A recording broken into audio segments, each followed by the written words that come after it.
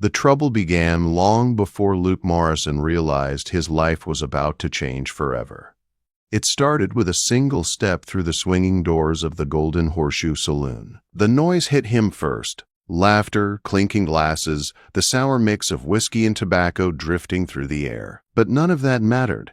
Something in the room felt wrong, like the night itself was waiting for him to make a mistake he couldn't undo. Luke didn't notice. He was already too far gone. He staggered toward the bar, boots dragging, spurs jingling with each unsteady step. His blue eyes, normally sharp and confident, were clouded with whiskey. At 28, he was known as one of the best bronc busters in Wyoming Territory. A tall cowboy with sun-weathered skin, a battered Stetson, and a quiet reputation for bravery. But tonight, the loneliness weighing on his heart felt heavier than any saddle he'd ever carried. Jake Hartley's voice boomed from the poker table. "Luke Morrison, get your hide over here! We need new money on the table." Luke pushed off from the bar, pulling the last $20 of his monthly wages from his vest pocket. He didn't want to think about how long it had taken to earn that 20. It didn't matter now. Maybe luck would be kind. Maybe whiskey would numb the ache inside him. The table was filled with familiar faces. Snake Eye Sullivan with his cold gray stare. Tom Snake Eye was a gambler who smiled like a man sharpening a knife. Samuel Blackwood, the town banker, sat beside him, his silk handkerchief already damp with sweat. Jake Hartley stretched back in his chair, smirking as he shuffled his chips. Luke dropped into the empty seat. "Deal me in." At first, luck favored him. Cards flipped in his favor. Bills and coins stacked high in front of him. Laughter filled his chest, warm and careless. He didn't see Snake Eye exchanging glances with Blackwood. He didn't see the trap tightening. He only felt the rush. But whiskey always betrayed him. His luck shifted, and the money slipped through his fingers faster than sand in a windstorm. Within hours, everything he owned was gone. His wages, his saddle, his rifle. His horse was all he had left, and even that was now at risk. Snake Eye leaned forward, voice smooth as poison. "I'll stake you $100, Morrison. One more hand. Winner takes all." Luke's instincts screamed to walk away. But pride was a dangerous thing, especially mixed with whiskey. "What's the catch?" Luke asked, voice rough. "Nothing illegal," Snake Eye said. "Just one little condition. If you lose, you do whatever I tell you. One task." No questions asked. Laughter rippled through the crowd. Men nudged each other, already sensing the humiliation coming. Luke swallowed the knot in his throat. "Deal." Cards slapped the table. Luke's pulse hammered. He held two pairs, kings and sevens. Not perfect, but promising. He kept his pairs and drew one more card, a 7. Full house. He shoved the borrowed money to the center of the table. All in. Silence fell as Snake Eye revealed his hand. 4 queens. The crowd roared with cruel delight. Luke's heart dropped into the pit of his stomach. He'd lost everything. Everything. Snake Eye lit a cigar and exhaled slowly. "About that condition," he said. "You're going to marry her." Luke blinked hard. "Who?" "The widow Johnson," Blackwood said, stepping forward. "The colored woman living out by Copper Creek." Laughter erupted again. Men slapped their knees, some wiping tears from their eyes. "Can't be serious," Luke muttered. "Oh, I'm dead serious," Snake Eye said. "You gave your word, and I gave mine. You're marrying her by the end of the week." Blackwood leaned in, smirking. "And if she refuses? I hold the note on her land. She agrees or I foreclose. Either way, we get our entertainment." Luke felt the floor tilt under him. He'd seen Amara Johnson before, a proud, beautiful woman who carried herself with dignity no matter how hard the world tried to break her. Her husband had died in a mine collapse 6 months earlier. She was alone, struggling, surviving with what little she had. He felt sick. He stumbled outside into the cold pre-dawn air, gripping the hitching post for balance. His breath came in sharp, ragged bursts. He'd ruined everything. He was about to destroy an innocent woman's life because of one drunken night. 3 days later, he stood in a crowded church wearing his only clean shirt, sober and ashamed. The pews were packed with townspeople eager to witness his humiliation. The door opened. Amara Johnson stepped inside. Luke forgot to breathe. She was stunning in her simple blue dress, her dark hair pulled back, her eyes strong and steady. Every step she took carried quiet courage. But the pain, oh, the pain in her eyes nearly brought him to his knees. She reached the altar and did not look at him. "I'm sorry," Luke whispered. "I never meant—" "Save it," she said softly. "We both know what this is." The ceremony was quick. Reverend Mills rushed through the vows, flinching each time the crowd laughed. When they were pronounced man and wife, Luke offered Amara his arm. She hesitated only a moment before taking it. As they stepped outside into the bright Wyoming sun, Luke leaned in just enough for only her to hear. "They think they won," he said quietly. "But maybe the game isn't over." She looked at him then, really looked, and though her face showed no smile, something flickered in her eyes. Something like the first spark of a fire not yet born. Together they walked toward the wagon, waiting to take them to the small cabin that would now be their home. Two strangers, two souls forced together, two lives bound by a cruel bet, neither knowing that fate had given them more than humiliation. It had given them a beginning. The cold wind of the Wyoming evening swept across the open land as Luke pulled the wagon toward his small cabin. The sky was painted in streaks of purple and gold, but neither of them spoke. Amara sat straight-backed beside him, hands folded tightly in her lap. She didn't look at him. She didn't look anywhere. She simply endured. Luke's guilt tightened around him like a rope. He had brought her into this. She was here because of his mistake, because of his pride, because he'd been fool enough to sit at a table where men dealt in cruelty. When they reached the cabin, Luke helped her down from the wagon. "It's not much," he said softly. Amara stepped inside and paused. The cabin's simplicity filled the air. One bed, one table, a cast-iron stove, and shelves lined with what little he owned. It wasn't a home. It was a place built for one man trying to outrun his loneliness. "I'll take the barn," Luke said quickly. "You can have the bed." "No." Her answer was immediate, steady. "They'll already be watching us, waiting for something to gossip about. If you sleep in the barn, they'll twist the story. They always do." Luke nodded slowly. She was right. She always had been forced to think ahead, to live with the weight of other people's judgments. He regretted that she needed such caution. "I'll sleep on the floor," he offered, "near the stove." "That is fine," she agreed. Night settled around the cabin. Luke spread blankets by the stove while Amara unpacked the few belongings she'd brought. Clothes carefully folded, a Bible with worn edges, a silver hairbrush, and a small photograph of her late husband. When she hung a quilt on the wall, Luke couldn't help but stare. The patterns were bold, colorful, and precise. They seemed alive. "You made that?" he asked. "Yes, my mother taught me. It's an old pattern from her mother." "It's beautiful," he said, and he meant it. For the first time since the church, her eyes softened. "Thank you." Later, as they lay in the dim cabin, her on the bed, him on the floor, Amara's voice slipped through the darkness. "Luke, yes, this marriage may be forced, but I won't be," she said carefully. "I don't expect anything." "I understand," he said quickly. "I'd never—" He stopped, unsure how to say the rest. "Whatever comes, we'll face it with dignity."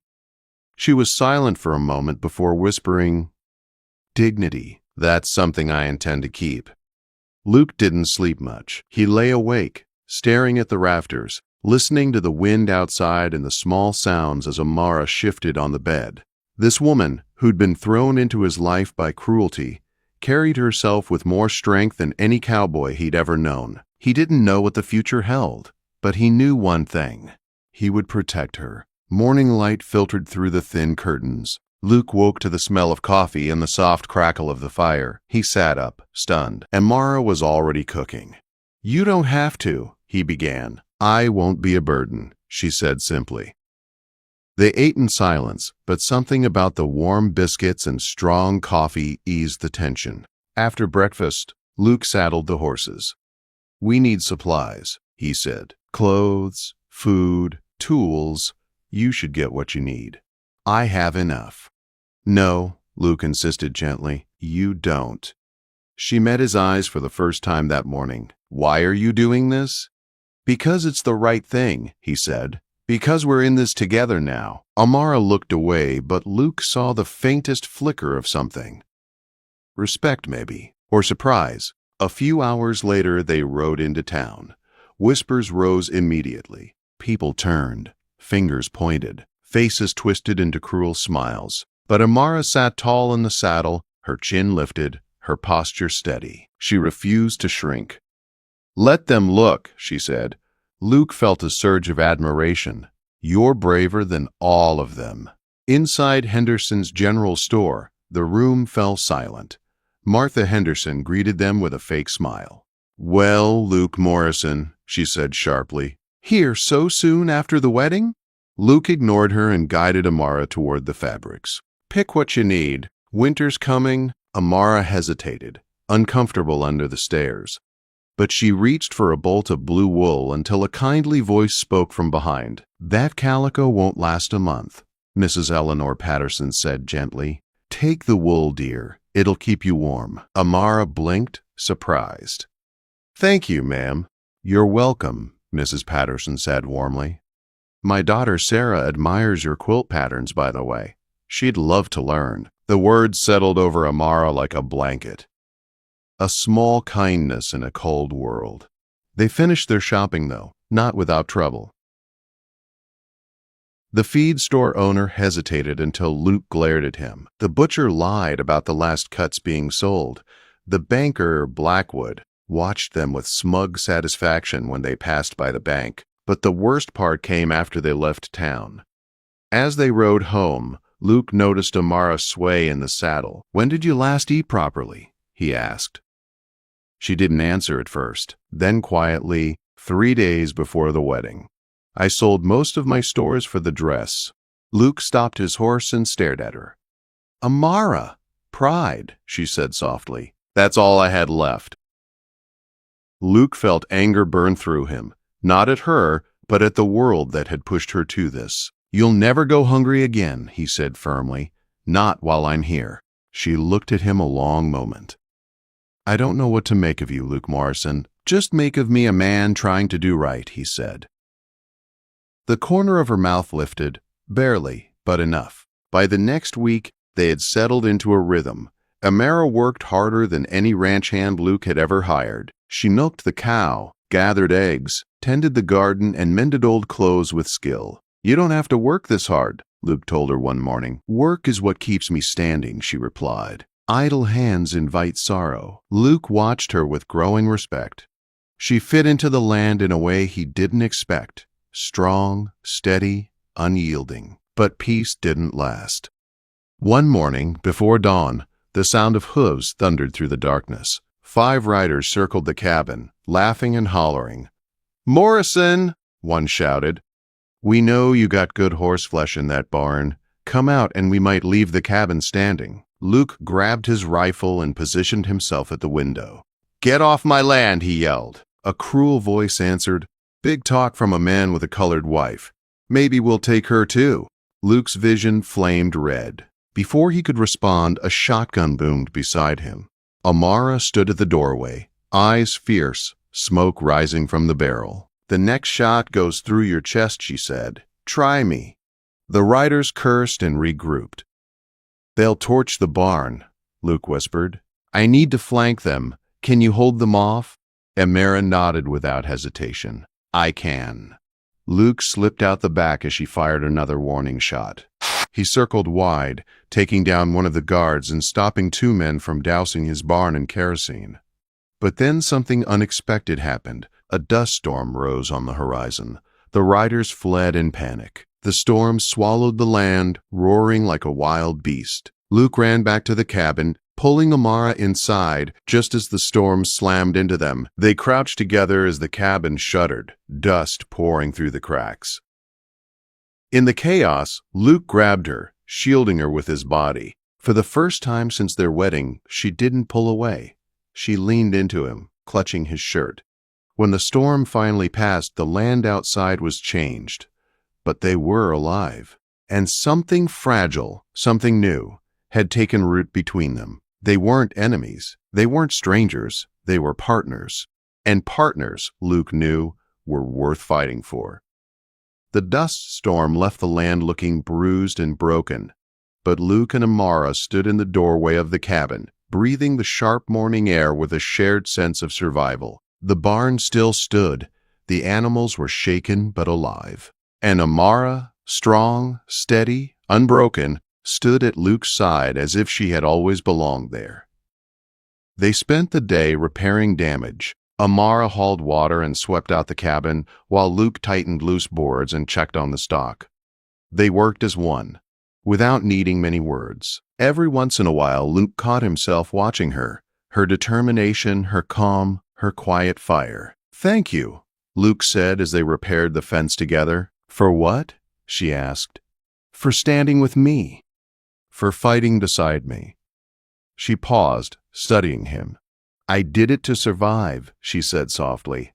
"But I also did it because you fought for me first." Luke swallowed hard. Something warm settled deep inside him. Something that had nothing to do with obligation and everything to do with the woman in front of him. Over the next weeks, their partnership deepened. Amara rose before dawn to brew coffee and start the fire.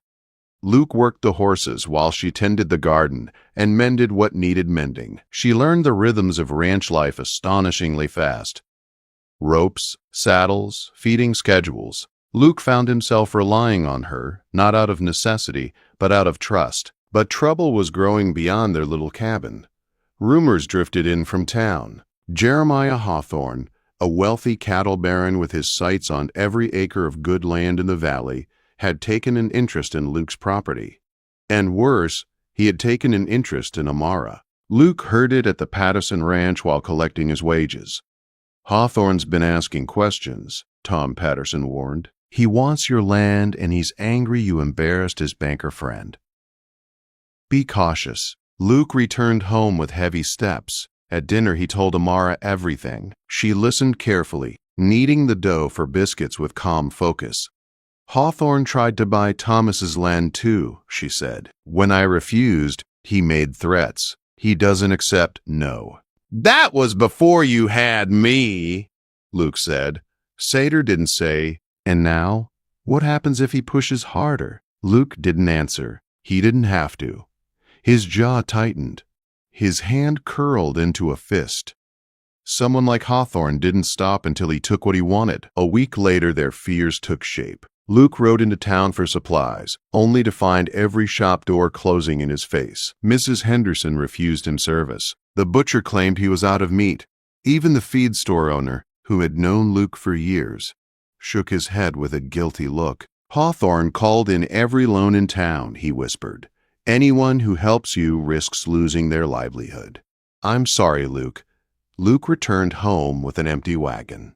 His frustration burned hot, but the moment he saw Amara, the anger cooled into something else. Resolve.